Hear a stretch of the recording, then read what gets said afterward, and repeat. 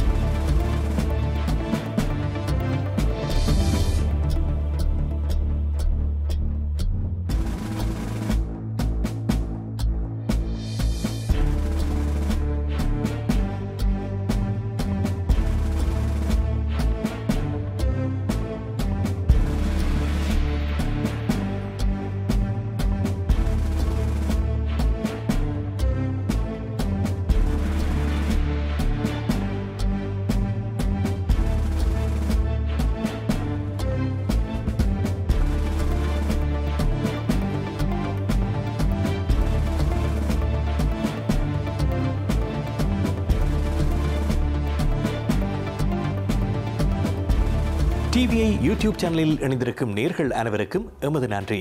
எமது காணொலி தொகுப்புகளை தொடர்ந்து நீங்கள் பார்வையிடுவதற்கு கீழிருக்கின்ற பெல் பட்டனை அழுத்துவதனூடாக நோட்டிபிகேஷனில் பல காணொலி தொகுப்புகள் உடனுக்குடன் உங்களை வந்து சேரும். அருகில் இருக்கின்ற முக்கிய காணொலி தொகுப்புகளையும் பார்வையிட தவறாதீர்கள்.